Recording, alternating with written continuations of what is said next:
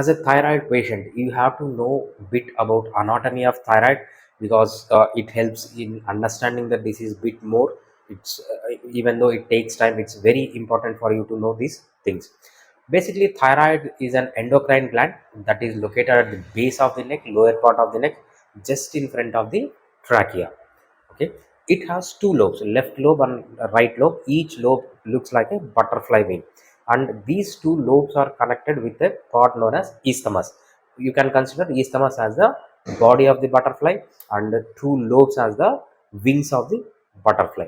And these gland is richly supplied and drained by arteries and veins. It is supplied by thyroid artery. The thyroid artery is a branch of aorta, and it is very richly supplied. Coming to the histology, it is very important for you to know the histology. Our further session depends on this. The functional unit of thyroid gland is follicle. Follicle is a spherical structure. It is a round structure where outer layer of cells we call as thyrocytes, and in the middle of the sphere it is empty. We call it as lumen. Each follicle is richly supplied by arteries and heavily drained by venous drainage. So this is the structure of thyroid gland and functional unit of thyroid gland, that is follicle. And also you have to know about hypothalamus and pituitary. Hypothalamus is a part of the brain which is located in the center of the brain. Just below hypothalamus, there is pituitary gland. This pituitary gland is connected to hypothalamus through pituitary stalk, and this stalk contains a series of capillaries we call as portal system.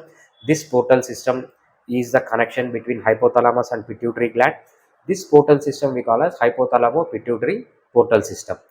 Basically, portal system is a network of arteries or veins where it starts as capillaries and ends as capillaries. So the first set of capillaries starts in hypothalamus, and second set of capillaries end in pituitary gland. So this anatomy, physiology and histology is very important for you to understand about the thyroid gland. Coming to the physiology of thyroid gland, you have to first understand how the thyroid hormones are stimulated. It is through negative feedback mechanism. So when there is reduced levels of T3 and T4 in the circulation, so it is detected by hypothalamus. Hypothalamus will detect the low levels and it secretes the hormone, that is thyroid releasing hormone. This thyroid releasing hormone reaches the anterior pituitary through hypothalamo pituitary portal system. When this thyroid releasing hormone reaches anterior pituitary, this anterior pituitary releases thyroid stimulating hormone. This thyroid stimulating hormone enters into systemic circulation and reaches thyroid gland, where this is sensed by thyrocytes, which is located in the follicles. This thyroid stimulating hormone helps the thyroid gland or follicles within the thyroid gland to synthesis T4 and T3. These thyrocytes take the iodine from outside, amino acids, and especially the amino acid tyrosine will be taken by this, and these cells make T3 and T4 are stored within the empty space, that is lumen, within thyroid follicle. When thyroid stimulating hormone is released, these will release T3 and T4 into systemic circulation. T3 and T4 are released into systemic circulation. When they enter the systemic circulation, these T3 and T4, 99% of the T3 and T4 are bound to plasma transport proteins. These plasma transport proteins are produced by liver, and only 1% of the thyroid hormones are in free form, and that is these hormones that reaches every cell. 99% of thyroid hormones are both the T3 and T4 are bound to transport proteins. These are not effective. Only 1% is in free form. This enters each and every cell in the body. In the systemic circulation, 90% of thyroid is in the form of T4. Only 10% of the thyroid is in T3 form. T3 is much more potent than compared to T4. T3 is 7 to 8 times or 5 to 6 times more potent than T4. Normally what happens is, before T4 enters into the cell from the systemic circulation, it is converted into T3, and then T3 enters into the each and every cell of the body, but only very small quantity of T4 enters into the cell, and it is not as potent as T3. So T3 is the active form, all T4 is converted into T3, and then it reaches the each and every cell of the body. And coming to the functions of thyroid hormones has influence on every cell of the body, every tissue of the body, every organ of the body, and every system of the body. So it has major influence on each and every part of the body throughout our life cycle. The major function of T3 hormone is protein synthesis. Means these T3 hormone enters into a cell and it stimulates the DNA to express itself so that the proteins are produced. Protein synthesis takes place. In that, the first one is functional protein. Functional proteins, in the sense, it helps in making more enzymes, more hormones. Because of this, metabolic rate is also increased, and it helps in synthesis more structural proteins. These structural proteins help in physical and mental growth, and also mental maturation. These structural proteins are very important. Not only structural proteins, these also synthesis regulatory proteins. These regulatory proteins are mainly transport proteins. For example, if anything has to be transported in your blood, it has to be bound with the protein. Those proteins are synthesized by thyroid hormone. Next one is BMR, basal metabolic rate. We all know that thyroid gland increases basal metabolic rate, but what is meant by basal metabolic rate exactly?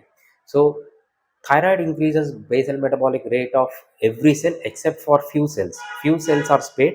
These are central nervous system, your brain and spinal cord. There is no increase in BMR for spinal cord and brain. And also your gonads, both testes in males and ovaries in females, and also both all the male reproductive organs and female reproductive organs, their BMR is not increased by thyroid hormones. And also spleen and lymphatic system, there is no, there is effect, but the BMR of spleen is not going to be increased, and the BMR of lymph nodes or lymphatic system is not going to be increased because of thyroid gland. These are the structures that has no increase in the BMR because of thyroid gland. Except for this, every cell in our body, the BMR is going to be increased. So what exactly meant by increasing the BMR? Increasing the BMR is increasing the activity of the cell. So mainly, what are all those activities that are increased in the cell? First one is potassium is taken into the cell, sodium is pushed out of the cell into extracellular spaces, and also the glucose demand of a particular cell. The cell needs more glucose, the cell needs more amino acids, the cell needs more fatty acids, the cell needs more oxygen. The cell, with all these metabolic activities, lot of carbon dioxide is produced. The carbon dioxide has to be quickly removed out, and also lot of waste material is produced. This waste material has to be quickly removed out from the tissues. This is all with the expense of energy.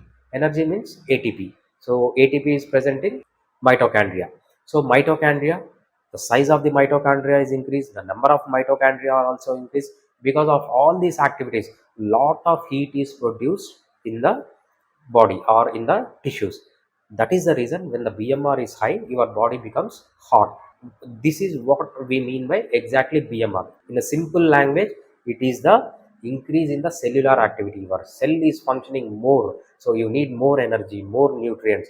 All the waste material has to be cleared from the cell. So that is the reason when more energy is used in the cell from mitochondria in the form of ATP, your cells become hot. They produce heat within the cells, tissues, and organs. And coming to gastrointestinal tract, it increases the mobility of the gastrointestinal tract. It produces more waves or more movement in the gastrointestinal system. It absorbs more nutrients from the gut.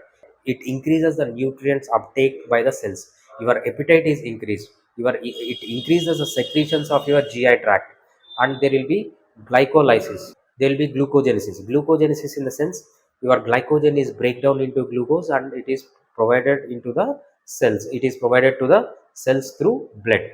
There will be lipolysis. Your fats are broke down and fat-free fatty acids are supplied for the cells. And your liver uptakes more LDL particle. Uptaking LDL particle, clearing LDL particle means removing the triglycerides from your blood. And also there will be gluconeogenesis. Gluconeogenesis is production of glucose from non-carbohydrate sources. Your muscle is breakdown. Okay, your fat reserves are broke down, and also lactic acid is converted into glucose. These are all the activities that are carried out by thyroid hormones in our body. And coming to the circulation, there will be hyperdynamic circulation, there will be increased heart rate, there will be the number of beats of your heart per minute increases, and also force of the contraction increases. There will be more blood that is coming out of the heart in every beat. The tissues are provided with more oxygen. All the tissues are perfused. More nutrients are sent to the tissues. More oxygen is sent to the tissues. When there is excessive amount of waste product and CO2 in the tissues, it is completely cleared. All the circulatory system functions better, and also your blood pressure is maintained, and also your peripheral resistance is maintained because of this thyroid hormone. Coming to the respiration, it increases the respiratory rate. It increases the depth of respiration that we call as tidal volume. More oxygen is supplied to the tissues. More carbon dioxide is quickly cleared from the tissues. Coming to the central nervous system, you will become more active and you will become more alert when thyroid hormones are synthesized. Coming to reproductive system, it is very important in maintaining hypothalamo pituitary gonadal axis, where hypothalamus, pituitary, and your testes and ovaries are connected. They help in regulating this balance. It helps in regulating the periods in females, and also it helps in duration of the flow, how many days the flow has to come, and it regulates the flow itself. So the amount of blood that is coming out during menstruation, everything is maintained by thyroid gland. And also your libido, your sexual drive is maintained by thyroid gland. Your fertility, your erections, and everything is maintained by thyroid gland in your body. Coming to growth, physical and mental maturation, it helps in growth of your bones. It helps in growth of the soft tissue. It helps in both physical and mental maturation. Your height is increased, your soft tissue, your central nervous system development, everything is dependent on thyroid hormone.